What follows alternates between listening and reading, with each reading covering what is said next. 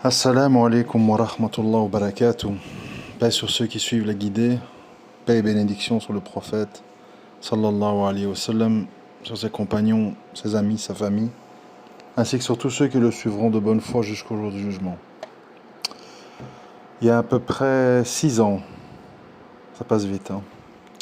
Il y a à peu près 6 ans, jour pour jour, pratiquement, j'avais fait un audio, je me rappelle très bien où je l'avais fait, j'étais en forêt, je baladais un chien, je crois, en même temps je faisais l'audio. C'était le 14 juillet 2019, qui s'intitulait Confidence d'un HPE. Entre-temps, 6 ans sont passés et fatalement, j'ai appris beaucoup de choses, j'ai évolué, j'ai peaufiné en fait tout ça au contact de la vie et des diverses expériences que j'ai pu faire. Bon, je sais pas parce que je sais plus ce que j'ai dit, parce que bon, ça c'est quand même 42 minutes. Bon, je vais peut-être réécouter, mais c'est possible que je redis certaines choses qui sont les mêmes parce que j'ai écouté le début et c'est ça qui m'a un petit peu inspiré en me disant qu'il fallait une suite.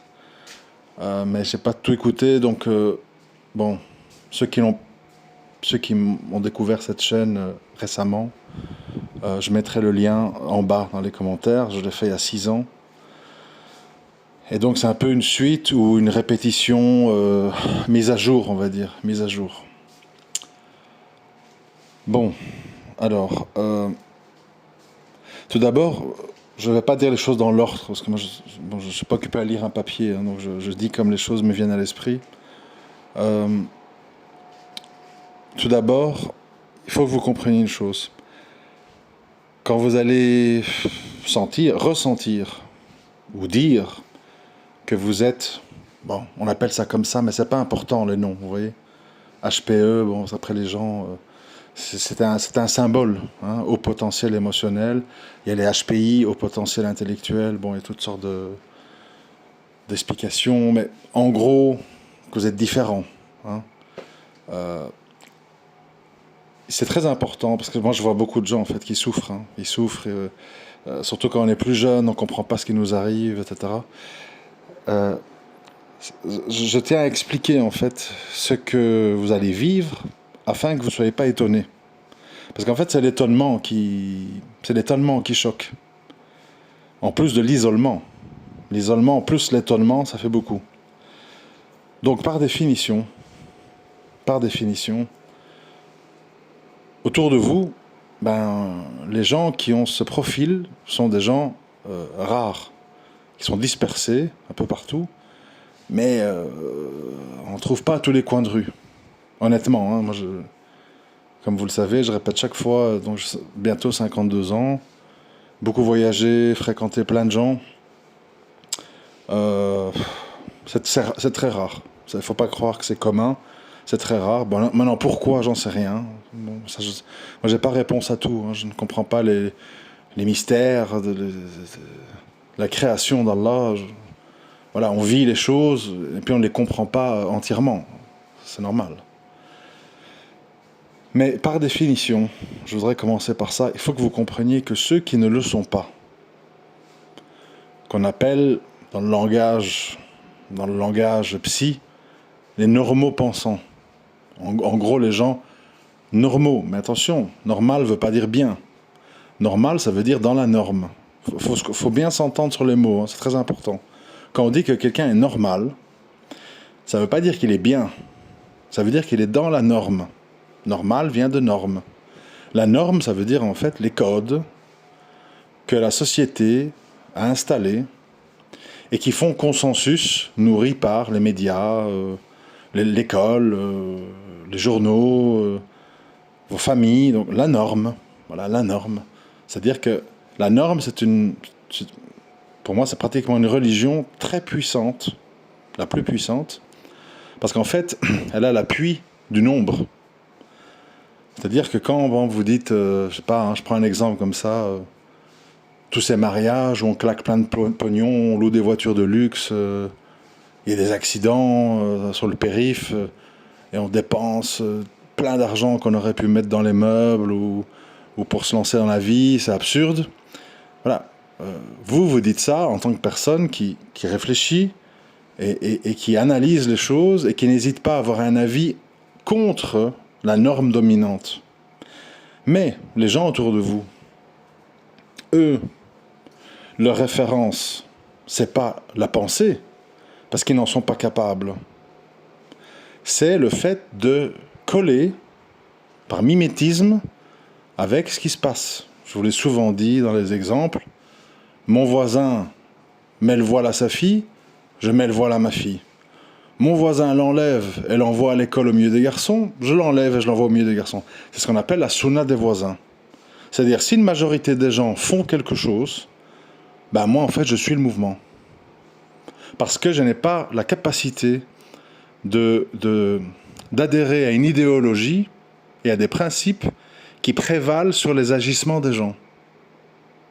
Et ça vous aide à comprendre pourquoi des pays, n'importe, hein, c'est pas que les musulmans, des pays qui se revendiquent d'une religion, que tel pays le catholicisme, tel pays le protestantisme, tel pays l'évangélique, vous allez voir qu'en fait la masse des gens, ils ont une croix autour du cou, où ils disent Inch'Allah Wallah, mais ils suivent pas. Ils suivent pas idéologiquement la religion à laquelle ils disent appartenir. Parce qu'en fait, leur vraie religion, ce n'est pas le catholicisme, l'évangélisme, le protestantisme, l'islam, c'est la norme. C'est le quartier, c'est les voisins, c'est ce qu'on voit à la télé, c'est ce que les gens écoutent, c'est ce que les gens achètent, c'est ce que les gens portent. C'est ça, leur religion, la norme. Et donc le conflit dans lequel on est, cette espèce de guerre invisible auquel on fait face, c'est en fait d'être des gens qui pensent en étant entourés de gens qui copient et qui reproduisent. Alors, ça c'est une chose qu'il faut bien assimiler. Deuxième chose, penser. Bon, c'est bien de penser. On est des êtres humains, on n'est pas des singes de cirque. En principe, on est des êtres humains. Bon, donc on pense, on réfléchit, on essaie de trouver une logique, etc., etc. Alors, c'est bien, mais c'est dangereux. C'est dangereux, pourquoi ? Parce que si on pense pour exploiter le potentiel qu'Allah il a mis en nous, en tant qu'être humain pensant, c'est une obligation de le faire. Vous avez le devoir de penser.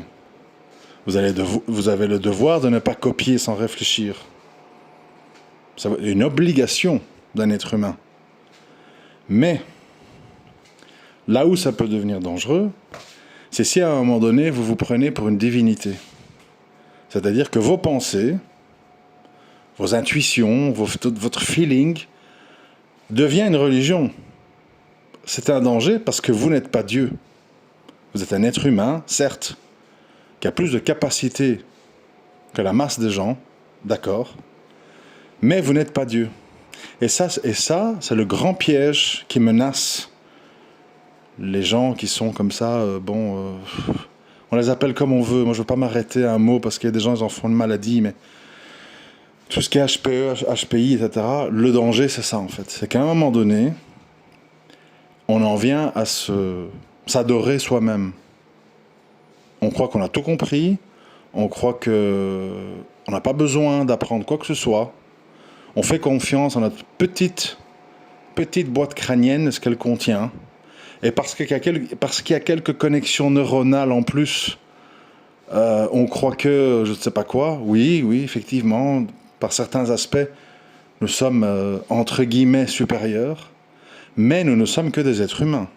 On fait des péchés, on a des faiblesses, on est fainéant, on est ingrat, etc., etc. Il ne faut pas oublier qui on est. Tout pensant qu'on est. Et c'est un jeu très difficile, très complexe, dans lequel beaucoup de gens tombent. Hein. Je le vois autour de moi, parmi les gens qui pensent, parce que j'en connais. Penser, c'est pas gagner. C'est penser dans un cadre défini par le créateur des cieux et de l'univers. Et si tu penses que toi, tu es un espèce de nouveau créateur des cieux et de l'univers, là, tu deviens ce qu'on appelle un innovateur, quelqu'un qui s'est érigé en divinité et qui pense que, il est un égal de Dieu et que les prophètes que Allah a choisis ne nous arrivent pas à la cheville. Et là, c'est le début des problèmes. Vous voyez comment ça se termine pour certains d'entre eux. Je ne vais pas reciter leur nom. Okay. Donc ici, quand on est HPE et musulman, on est sur une ligne rouge très étroite. C'est-à-dire que d'un côté, on a le devoir de se différencier de la masse, on a le devoir de ne pas copier, on a le devoir de ne pas être médiocre. Obligé. De toute façon, vous ne pourrez pas faire autrement, donc ça sert à rien de le dire, parce qu'un HPE ne peut pas faire autrement. Il va essayer quelques mois, et puis ça ne va pas le faire, en fait. C'est pas... On peut pas jouer au con quand on n'est pas con. Pour être con, il faut aimer être con, et il ne faut pas avoir conscience qu'on est con. Si on comprend qu'on fait le con, ça ne dure pas longtemps, en fait.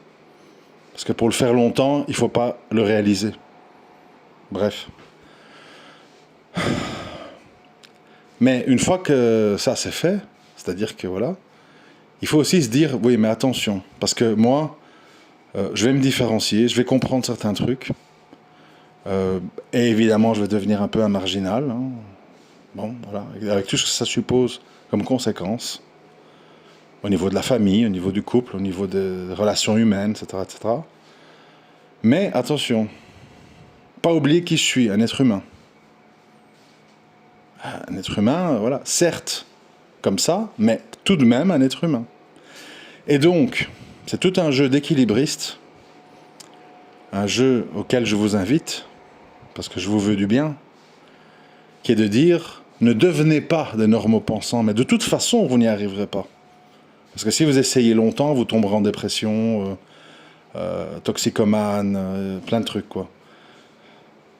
Donc bon, ça sert même à rien de le dire, mais enfin je le dis pour la forme. Ne devenez pas normaux-pensants. Soyez fiers, soyez assidus, endurants dans le fait de vous différencier, malgré qu'on vous crache dessus, malgré qu'on vous humilie. C'est quoi ton cher, c'est cher Google, et tu crois que t'es qui? Il y a encore 5 ans, t'étais dans la beuh, les discothèques, tu vas pas m'apprendre la religion. On va vous humilier, on va vous rappeler votre passé. On va refuser que vous remettiez les choses en question. Parce que le normopensant ne veut pas se sentir normopensant. Il préfère se dire, je suis normopensant parce que la norme c'est bien, et toi tu es malade, toi tu es marginal, toi tu as fait des dingueries quand tu étais plus jeune. Moi pas. Parce que le normopensant, vous savez, c'est... Quand on les connaît bien, c'est toujours la même chose qui se répète, en fait, vous voyez.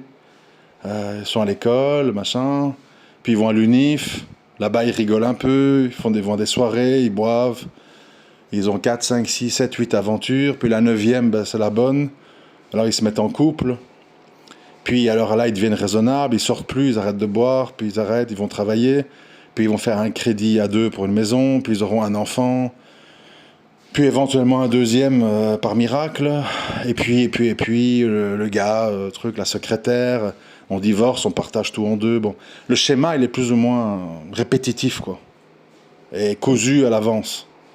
Et pour eux, ça c'est, ouais, quand on veut rigoler, profiter de la vie, c'est quand on est étudiant, quoi. Après on se calme, on met sa cravate, on prend sa Renault Mégane de société. Et on va sur le périph' 2 heures par jour pour le travailler à la Défense. Parce qu'on est raisonnable, on est dans la norme. Toi, évidemment, comme tu t'es toujours senti un peu mal dans ta peau, dans ce monde sans queue ni tête, encore plus aujourd'hui qu'hier, évidemment, tu l'as mal vécu, jeune. Tu ne savais pas comment gérer ta différence. Alors, tu as fait des bêtises. Braquage, je sais pas moi, drogue, tentative de suicide, fugue... insoumission à l'école vis-à-vis des profs, parce que tu te dis pourquoi je dois me soumettre à des cons qui répètent des trucs comme des robots. On n'a même pas le droit de débattre, on n'a pas le droit de poser des questions, on doit dire amen à tout. Alors qu'il y a plein de trucs que j'entends qui ne tiennent pas debout, ou qui vont jamais me servir, je perds du temps, bon. Parce que tu penses, les autres ne pensent pas. Ils prennent leur bic, ils prennent leurs feuilles, ils prennent des notes. Ils écrivent, ils écrivent, ils écrivent. Moi je me rappelle à l'école, autour de moi, des garçons et des filles, ils écrivent, ils écrivent, ils écrivent, ils écrivent. Ils réfléchissent pas. Et fin d'année, ils relisent tout et ils régurgitent tout comme des perroquets aux examens. Et ils sont contents, j'ai eu mon bac, machin, un truc. Je crois que, voilà. Parce qu'ils sont dans une dimension qui n'est pas la vôtre, en fait. Une dimension où on ne se pose pas de questions. On se dit comment je vais rejoindre la norme et comment je vais faire ma vie dans la norme. C'est ça l'objectif de ma vie, en fait. Comment je vais m'insérer. Parce que sinon, je souffre.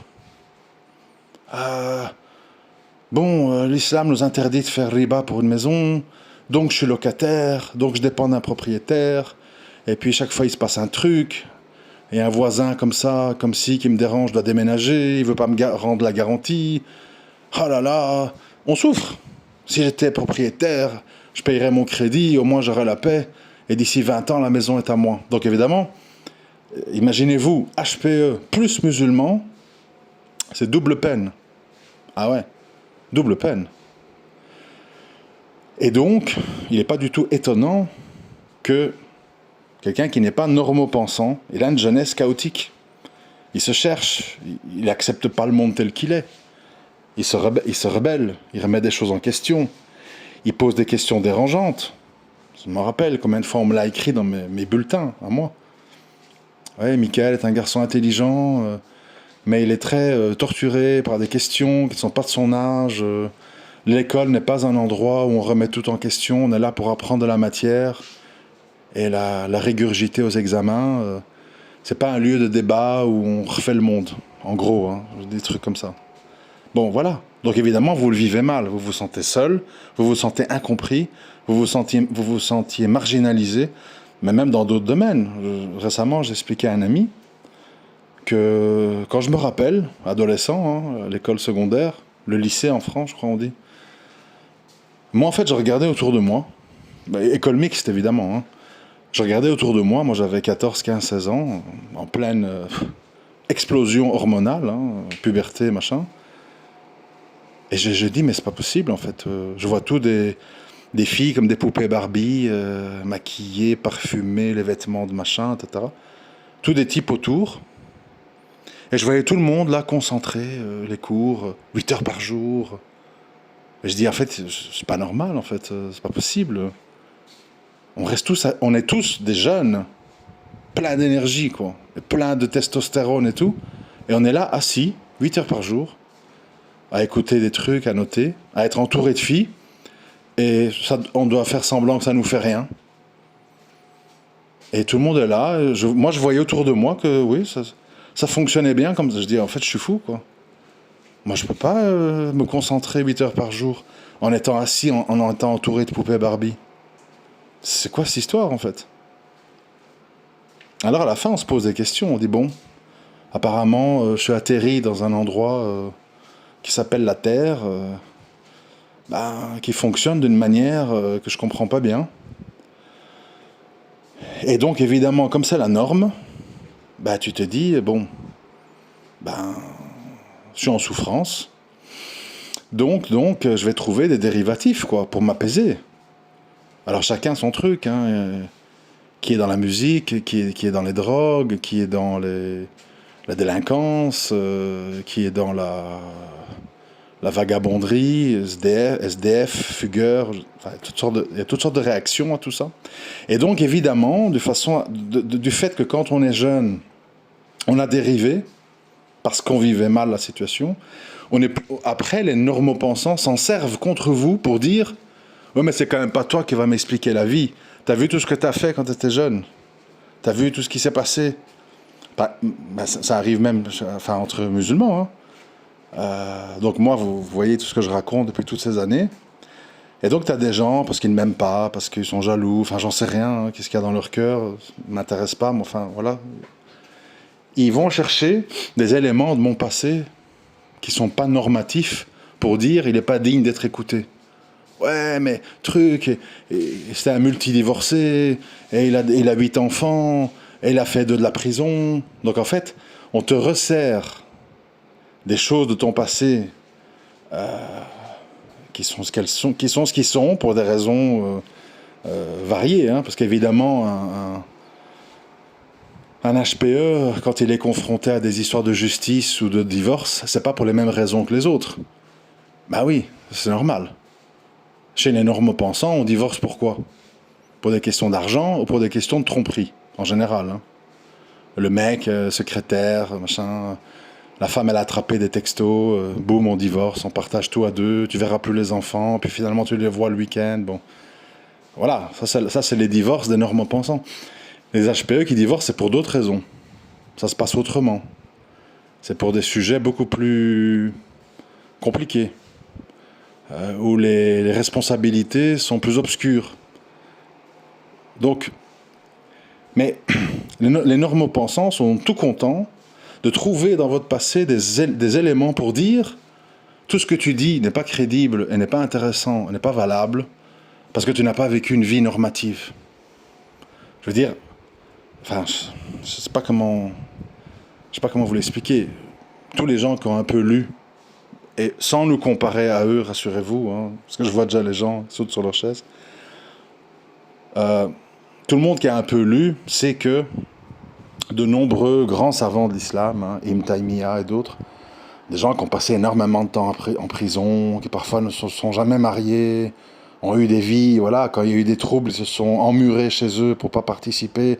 C'est des gens, en fait, hors normes, hors de la vie du peuple, qui ont été très sévèrement traités, dû au fait qu'ils tenaient à leur pensée, à leur idéologie, à leurs principes, contre la masse des gens qui les entouraient. Donc c'est pas une histoire nouvelle, vous comprenez? Mais, aujourd'hui, faites le test, si vous voulez, ou ne me croyez pas. Si vous dites à des musulmans moyens, et même plus que moyens, j'ai fait de la prison pour ma religion, j'ai tué personne, j'ai fait aucun attentat, j'ai mis aucun jeune sur des avions, mais j'ai fait de la prison pour ma religion, ben, les gens, ça va être vu comme un facteur très négatif. Ça veut dire que t'es louche, en fait. Par contre, si t'es à Tanger, t'as jamais fait de prison, t'exposes ta femme toute nue, tu vends des formations, et tu dis des horreurs, ben, t'es quelqu'un qui est bien, quoi. Tu vis avec ton temps, t'as pas eu de problème avec la justice, tu peux aller et venir au Maroc sans avoir de problème. Donc, en fait, le musulman ne juge plus d'après, comme on dit, les pieux prédécesseurs ou les anciens, comment ils ont vécu, leur attachement à la religion, par exemple.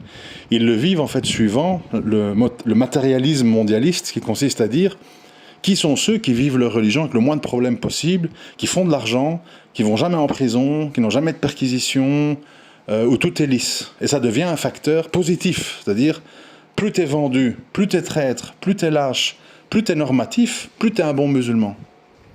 Donc on est dans un renversement de valeurs, malgré que tout le monde sait, dans les milieux un peu pratiquants, que plein de savants, plein de... Enfin, vous savez, les exemples sont légion, hein, je ne peux pas commencer à Sofiane al-Taouri, Al-Fudayl, c'est des brigands, des voleurs, Khalid ibn Walid, Omar ibn Khattab, ils ont tué des musulmans avant de se convertir. Bon, les musulmans, ils ont dépassé, ils se sont repentis. Et puis même en tant que musulmans, il y a parfois eu des problèmes. Hein, après la mort du prophète sallam, Abu Bakr, qui a attrapé Omar par la barbe, parce que il hésitait en fait un peu à vouloir lever les armes sur des tribus récemment converties qui ne voulaient plus payer la zakat parce que le prophète sallam était mort. Donc, alors qu'Abou Bakr était censé être le diplomate, le doux, et Omar, le guerrier plus dur, là, il y a un renversement dans une... Voilà, c'est ça, les musulmans, en fait. C'est des conflits, c'est des épreuves, c'est des fois des profonds malentendus qui peuvent aller jusqu'à la mort, hein, donc des choses graves. Ce n'est pas comme ça le fait de se cacher, de mentir, d'éviter tous les problèmes. Et sur cette base-là, on est jugé comme bon musulman. Bon. Mais en fait, parce que les musulmans copient les autres. Et les autres, c'est quoi? C'est que plus tu es normatif, plus en fait on dit « Ah, c'est bien, c'est bien. Ah, t'as fini tes études. Ah, t'as trouvé un boulot. Ah, tu vas te marier. Ah, tu vas acheter une maison. Ah, on est content, toi. On est content que tu suis le truc. Et là, je vais chez Ikea. Et puis, on va aller en vacances cet été en Grèce. Et le petit, on l'a inscrit au truc Montessori. Bon, les gens, ils sont contents quand t'es dans le move, quand t'es dans la construction positive, etc. Ça veut pas dire que je sacralise, je suis émerveillé devant le chaos, la destruction, les divorces, c'est pas ça. Je dis simplement que l'élément, le point de jugement d'un individu, c'est devenu sa capacité à être dans la norme, même la norme mécréante, en tant que musulman. Donc là, je répète ce que j'ai dit au début de l'audio, la religion la plus puissante au monde, la ultra dominante, c'est la religion de la norme. La norme est d'une puissance incroyable. Et ça pénètre tous les milieux, toutes les religions, la norme. On le voit chez les chrétiens, hein. Je veux dire, tous les chrétiens connaissent l'histoire de Sodome et Gomorre. Tout le monde sait que c'est inenvisageable, l'avortement, l'homosexualité, etc. Et pourtant, je ne sais pas comment ils appellent ça, Vatican VIII, Vatican X, je ne sais plus tout leur truc. Maintenant, si tu dis pas Amen à tout ça, bah, t'es un chrétien rétrograde, en fait. T'es un espèce de vieux fou qui vit dans les temps anciens, au nom de l'amour et de la tolérance et de la liberté. Mais en fait, il faut tout accepter. Même en tant qu'Église catholique romaine. Sinon, on dit, ouais, c'est un pape qui n'est pas progressiste. Ouais, c'est dommage. Parce que la norme est toute puissante. C'est un tsunami, en fait. Très puissant. Alors, c'est simple à comprendre. Imaginez-vous la scène. Si vous êtes debout sur une plage, même si vous enfoncez bien vos pieds dans le sable, hein, vous voyez, le sable mouillé, tu peux t'enfoncer, etc. Si déferlent sur toi, à intervalles réguliers, des vagues toutes puissantes, bah, t'es secoué, hein. T'es secoué. Et si t'es pas bien ancré dans le sol, bah tu tombes, t'es emporté dans les vagues, t'as la tête qui tourne, t'as ta tête qui frappe par terre, et à la fin on te retrouve pratiquement dans le coma ou assommé sur le bord de la plage. Tu auras été, rincé en fait, rincé par cette tsunami qui s'appelle la norme. Et qui sont dans tous les cœurs, partout, dans les familles, des gens que vous aimez, c'est très compliqué, les gens que t'aimes, bon. Mais bon, je sais même pas si j'avais expliqué tout ça la dernière fois, sans doute différemment, mais c'est pas grave. Moi, ce qui m'intéresse plus maintenant, parce qu'on est déjà à 28 minutes, c'est la suite en fait. Une fois qu'on a compris ça, je crois qu'il y a beaucoup de gens qui l'ont compris, etc. Maintenant, le problème, c'est vous, pas les autres. Laissez-les, les normaux-pensants, les hominidés, les machins. Laissez-les, chacun son livre. Ils sont pas comme vous, bon, c'est comme ça. Allah, il a voulu comme ça. Mais maintenant, nous, qu'est-ce qu'on fait? C'est ça la question. Maintenant, nous, qu'est-ce qu'on fait? Concentrons-nous un peu, parce que malheureusement, quand on est un peu comme ça, on est très tourné vers les autres. On veut sauver tout le monde, on veut convaincre tout le monde, on veut tenir tout le monde par la main, et ça marche pas. Parce qu'ils n'ont pas la capacité, je l'ai déjà dit, ils n'arrivent pas en fait, ils comprennent même pas. Tu dis bleu, ils entendent rouge, tu dis amour, ils entendent haine, tu dis miséricorde, ils entendent lâcheté, donc tu t'arrives pas en fait. Ça, on le comprend avec l'âge. Donc, nous, alors, faut pas confondre exploiter son potentiel, c'est-à-dire en faire une dynamique positive pour le monde et pour vous-même. Faut pas confondre avec égoïsme. Beaucoup de gens y croient que penser à soi, exploiter son potentiel, s'éloigner des gens toxiques, s'éloigner des causes perdues. Les gens croient que c'est de l'égoïsme. Non. C'est de la recherche d'efficacité. Je donne un exemple, un peu, bon, qui me vient à l'esprit comme ça. Formule 1, les voitures de sport, de course. Vous savez que toutes ces voitures, je vous explique pour ceux qui ne connaissent pas, toutes ces voitures, de la première à la dernière, sur un circuit de 4, 5, 6 km, qui durent 1 minute 40, 1 minute 50 à faire le tour, elles sont pratiquement toutes de la plus riche, la plus perfectionnée, la plus puissante, avec les meilleurs pneus, les meilleurs ingénieurs, la meilleure aérodynamique, et avec la pire, où il y a le moins de budget, le moins de recherche, le moins de trucs, ils se tiennent sur un tour de circuit en 1 seconde. Je ne sais pas si vous comprenez ce que ça veut dire, 1 seconde sur un tour de circuit. Ça veut dire quand la première passe, vous dites un crocodile, donc 1 seconde, et la deuxième passe. Donc en fait, pour 7 secondes de différence, donc 7E, hein, CE2TE, pas 7 le chiffre, pour cette différence de 1 seconde sur un tour, ça demande un travail colossal. Ingénieur aérodynamique, retoucher les ailerons, peaufiner le freinage, la récupération de trucs, le refroidissement, l'angle, plein de détails en fait, qui demandent un travail fou des ingénieurs pour gagner cette seconde-là. Donc sur un tour, c'est minime en fait. C'est minime. Au bout d'un Grand Prix qui dure 60 tours, 60 fois 1 seconde, ouais, ça fait 1 minute d'écart. Oui, 60 fois 1 seconde. Mais sur un tour, ce n'est que ça. Et pour avoir cette différence-là, ça demande des efforts colossaux. Donc, pourquoi je parle de cet exemple ? Quand vous êtes face à une voiture, comme ça, bon. Alors, les gens qui ne connaissent pas, ils vont dire, il faut mettre le moteur le plus puissant possible dans la voiture. Comme ça, on va le plus vite possible. Et c'est faux. Ce qui compte, en fait, et je vous parle de ça pour faire le parallèle avec nous après, ce qui compte, en fait, c'est d'avoir une voiture équilibrée. D'avoir une voiture qui n'use pas prématurément les pneus. D'avoir une voiture où les freins ne surchauffent pas. D'avoir une voiture qui a des très bons appuis aérodynamiques dans les virages afin de ne pas glisser et de pouvoir virer à plus grande vitesse que quelqu'un qui a des moins bons appuis aérodynamiques.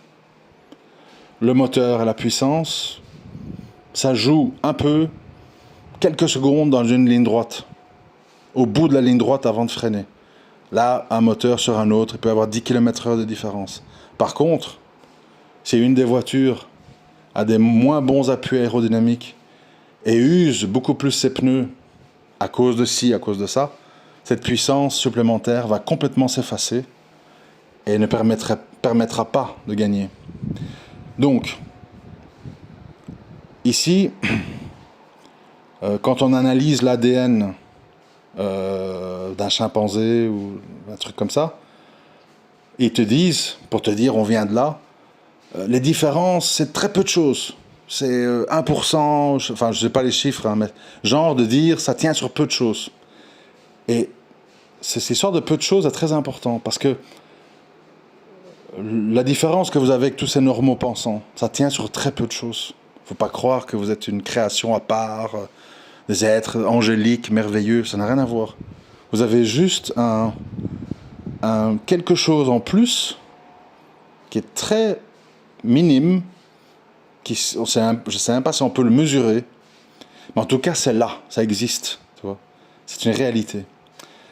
Alors, la problématique c'est de se dire, bon, cet avantage que j'ai, ce privilège que j'ai, parce que c'est un privilège, c'est pas une malédiction, hein.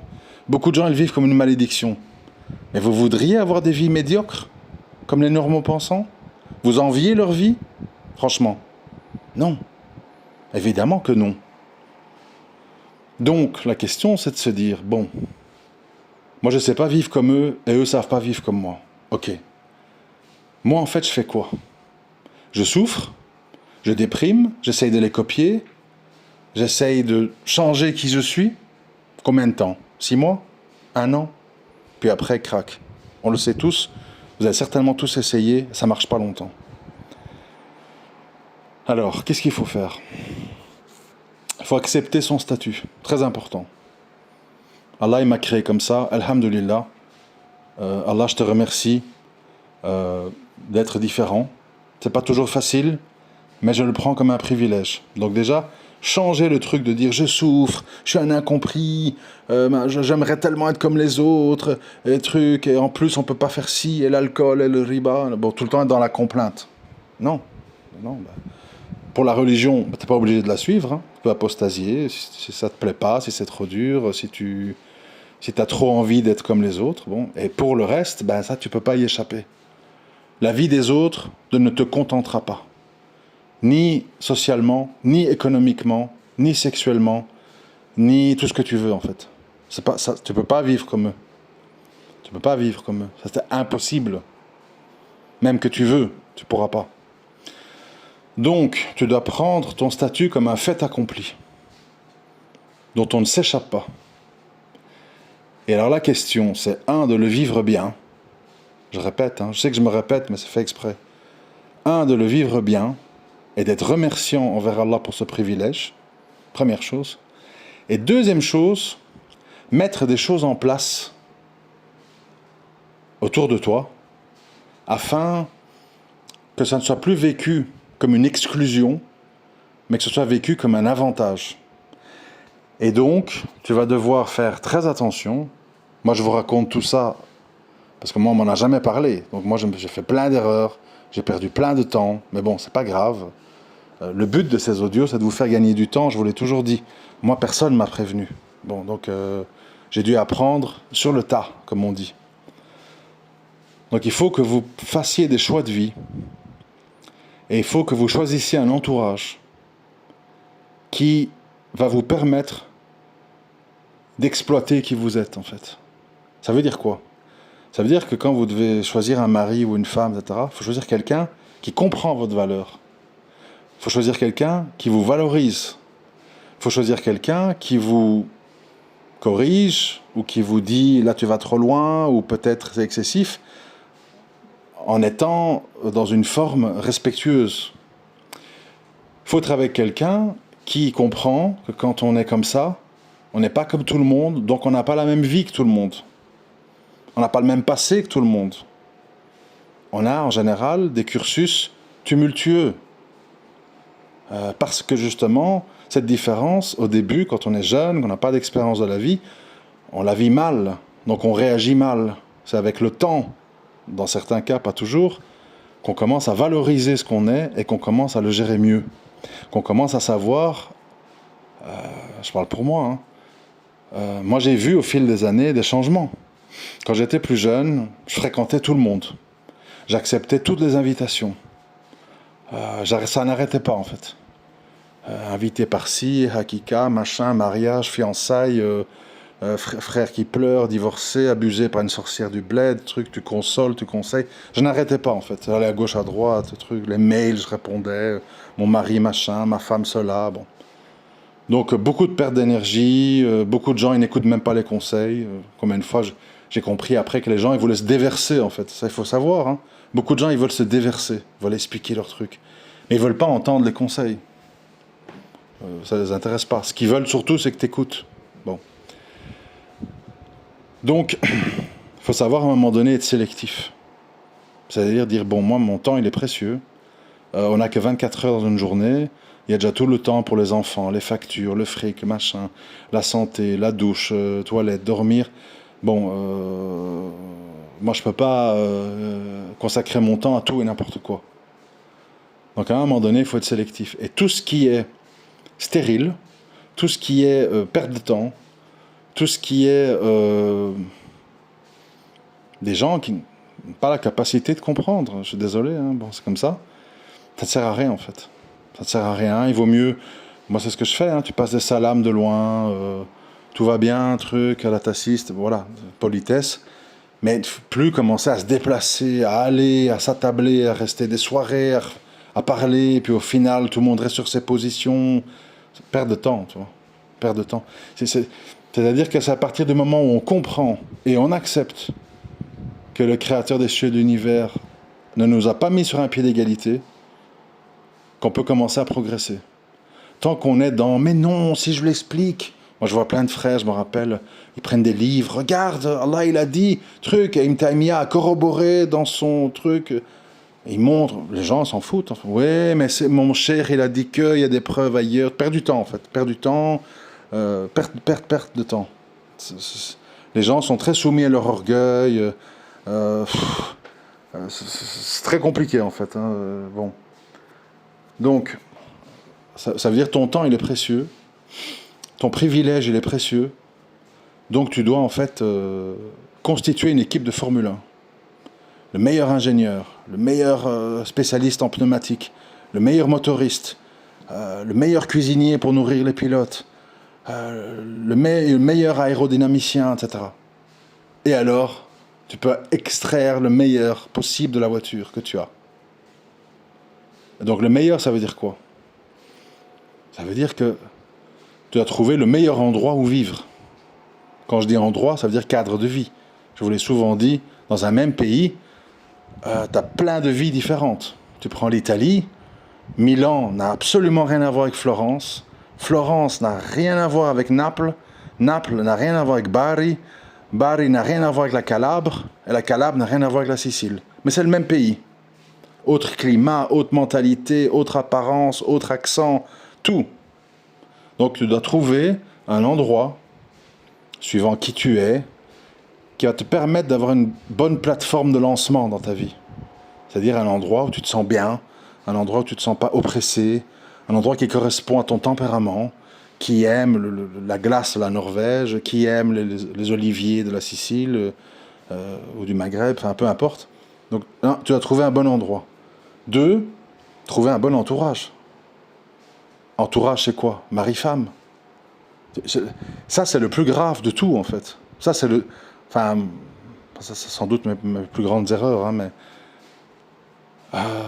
la personne qui va partager ta vie et ta maison et ton lit et tes secrets et tes enfants, imagine-toi si c'est quelqu'un qui ne comprend pas qui tu es, qui ne comprend pas comment tu fonctionnes, qui n'aime pas comment tu penses, qui te trouve fou, qui te trouve ridicule, qui te trouve absurde. Tu vas devenir complètement taré, en fait. Et tu seras pris dans les chantages affectifs, les enfants, les machins, encore un divorce, j'en peux plus. T'es cuit. Donc ça veut dire que vous, plus que quiconque, quand vous devez vous marier, vous devez faire extrêmement attention où vous mettez les pieds. Parce que si vous vous embarquez avec une normopensante ou un normopensant orgueilleux, qui va te rabaisser, qui va t'humilier, qui va te rappeler ton passé, etc., t'es parti pour la joie. Et ça se terminera en grand fiasco. Bon. Donc, environnement, entourage, à commencer par l'époux ou l'épouse. Les amis, très important.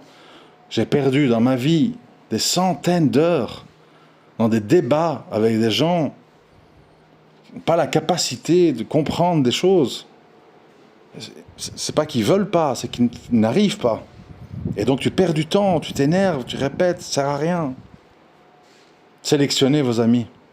Et c'est pas de l'égoïsme, hein, je répète, c'est pas de l'égoïsme.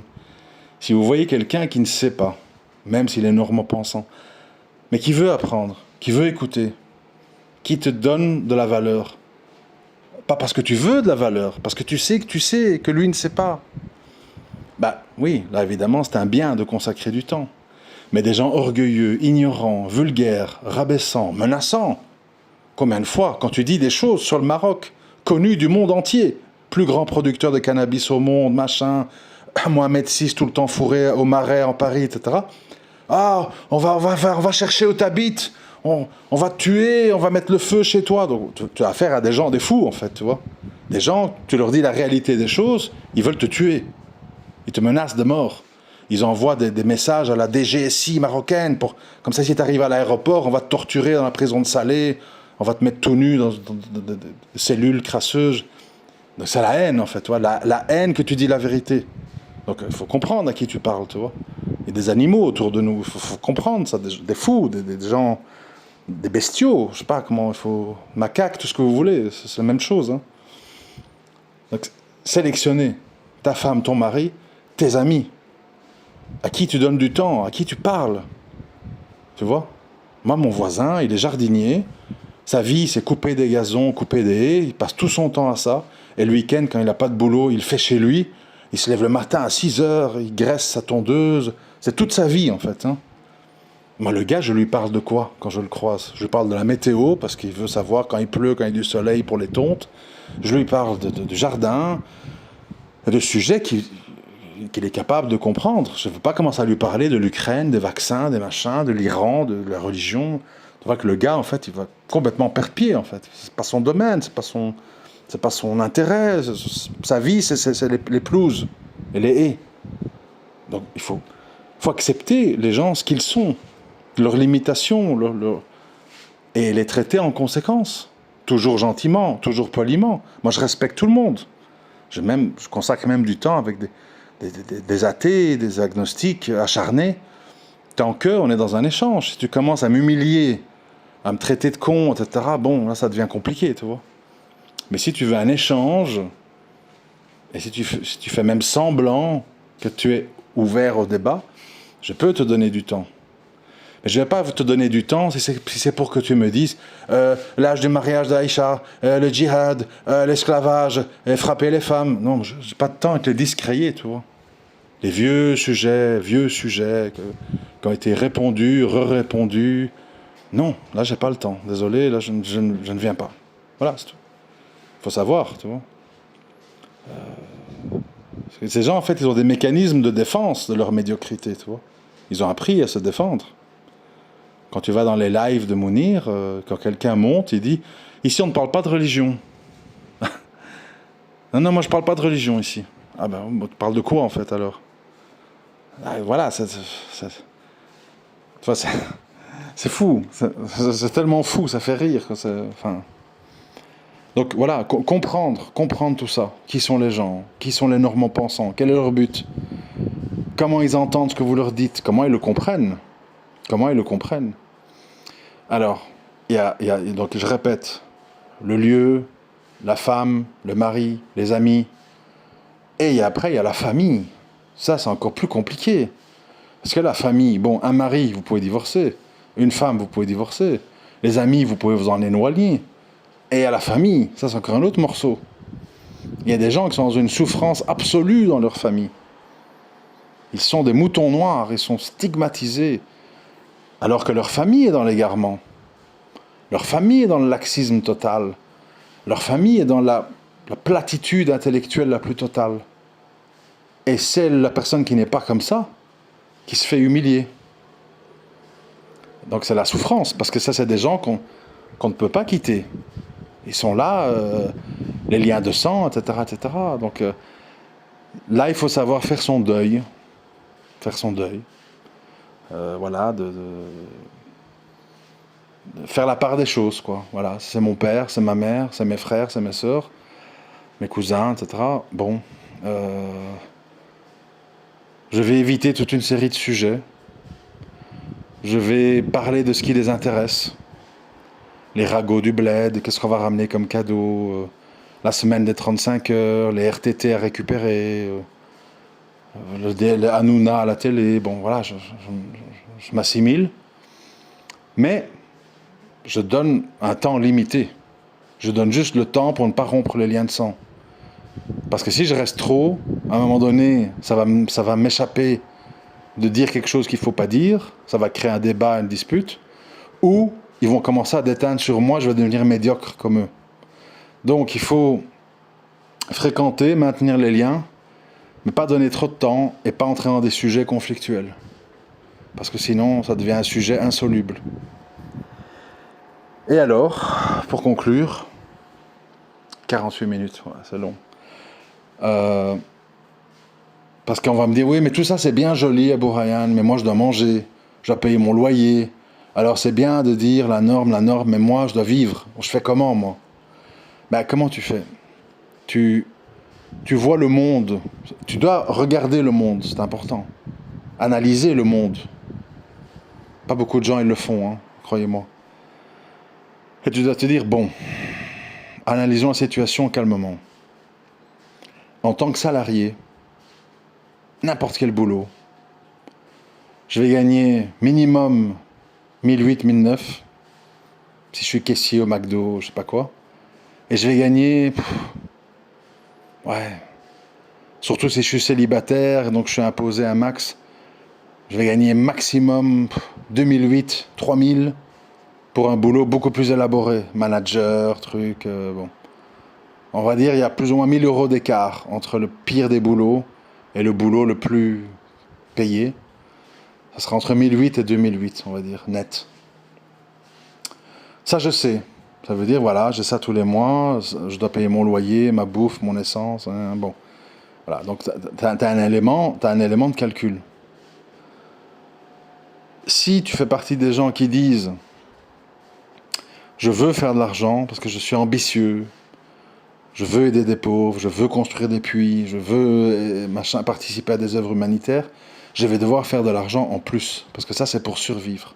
Surtout qu'étant musulman, je vous rappelle la double peine, hein, HPE plus musulman, je ne veux pas que ma femme travaille. Ça signifie qu'il va falloir trouver une idée. Vous allez devoir imaginer des solutions pour faire de l'argent autrement. Et si, à ce moment-là, vous vous dites à tout, haram, haram, haram, malheureusement, vous serez condamné à 2000 balles par mois avec votre femme à la maison et des grandes difficultés.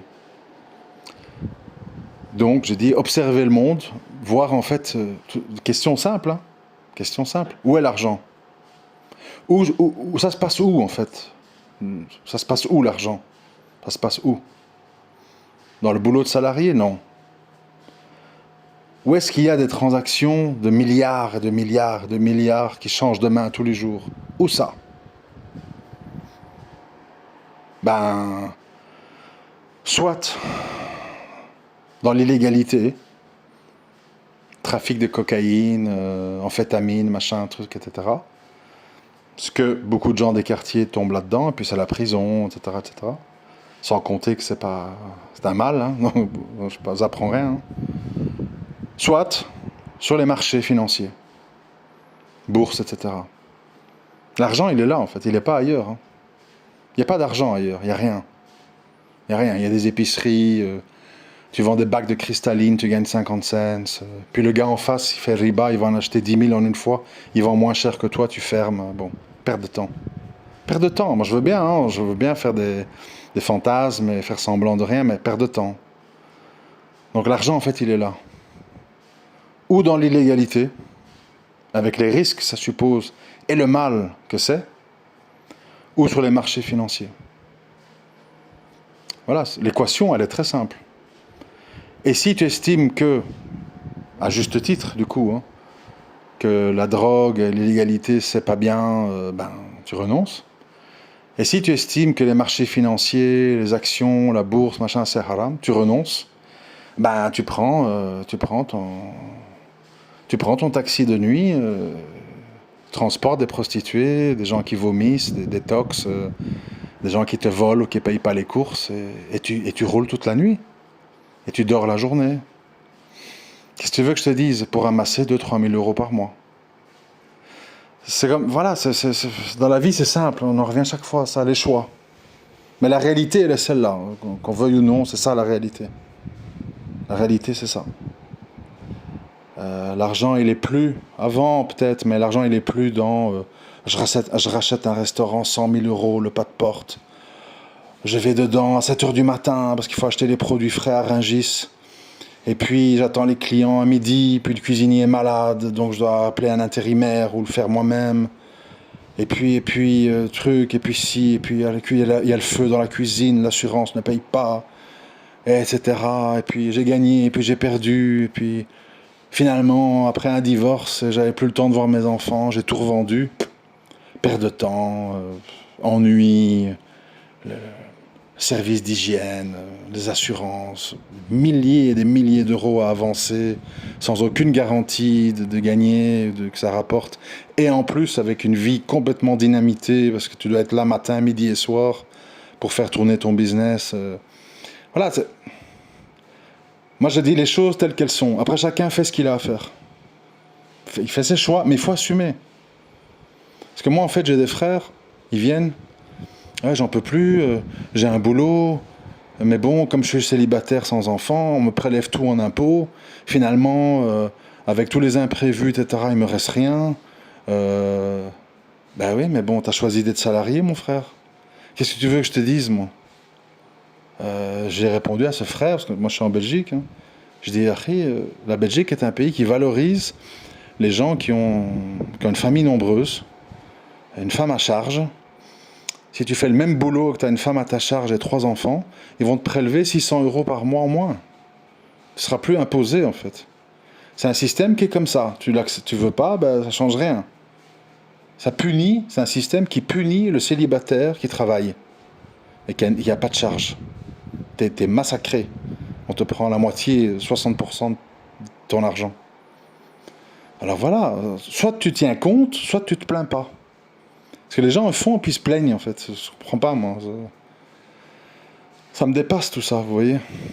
La réalité elle est simple. L'argent il est dans la drogue, la crypto, la bourse. Point. Nulle part ailleurs. Le reste c'est beaucoup de travail, beaucoup d'échecs, beaucoup de faillites.